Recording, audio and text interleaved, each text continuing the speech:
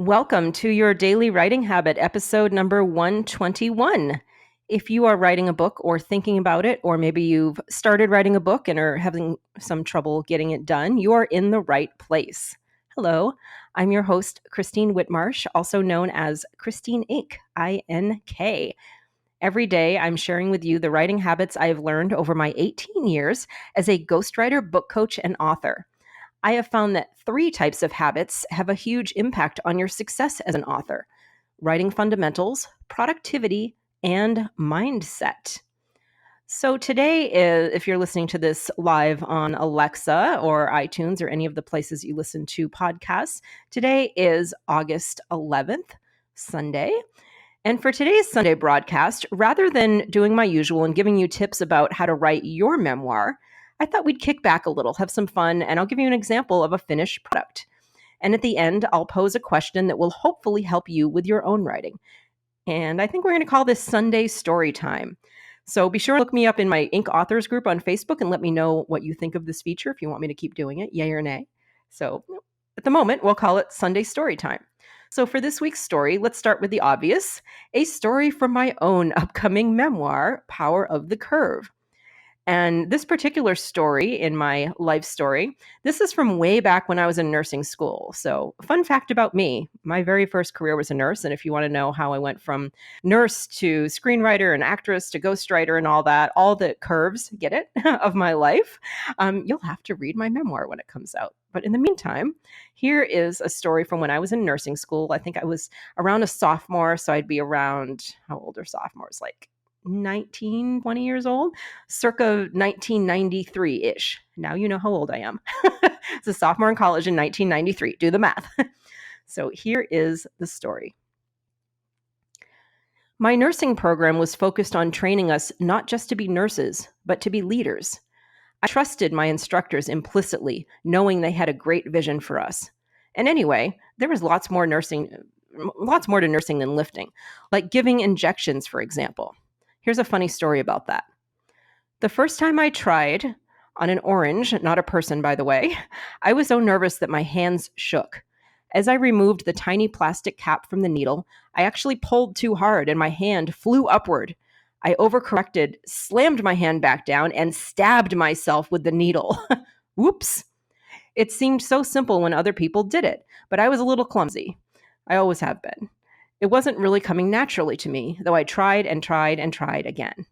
My teacher was not impressed and told me to go home and practice giving injections on my own time and on my own oranges.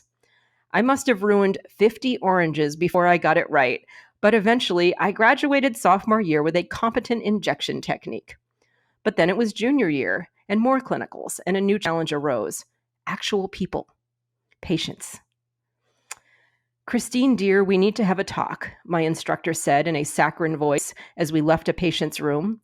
Her arm around my shoulders was friendly but firm as she guided me to the side of the nurse's station. Oh no, what am I doing wrong now? I started to tremble just a little. My instructor turned to look me in the eyes. You need to work on your poker face. Uh-oh. What do you mean? I asked. Well, just now when you were changing that patient's bandage, what were you thinking? I looked down at my feet and replied, It was gross? Well, maybe it was unpleasant, but you can never show the patient how you're feeling. This job requires you to interact with people who are having the worst day of their lives, and you need to be able to keep a level head. I blushed and frowned. The teacher sighed. See, you're doing it now. Go home and practice in the mirror until you know how to control your face. Wonderful. Yet another thing I'm terrible at. First oranges and now poker faces. Besides, how do you practice a poker face? And scene. So I hope you all enjoyed our first ever Sunday story time here on your daily writing habit. And here's today's study question for those of you writing your life story. Which life stories can you share with your readers that make you look like a less than perfect human being as a way of building trust? So you saw in that story, and there's a good amount, actually, I think at least half of my memoir doesn't make me look at it. We'll figure it out when it comes out. But yeah, there's some less than flattering stories, but that's just the reality of life. Do we always look good? I mean, if you read a memoir where everybody did everything perfectly, and I think there are some celebrity memoirs like that, don't believe it. It's not true. We all have our flaws, and by admitting to those and by telling your stories truthfully, and as you saw in mine, sometimes a little, self-deprecating and comically, whatever feels authentic to you, that builds trust with your readers because they say, yeah, you know what? I've messed up in my life too. I totally get that. And that's pretty funny.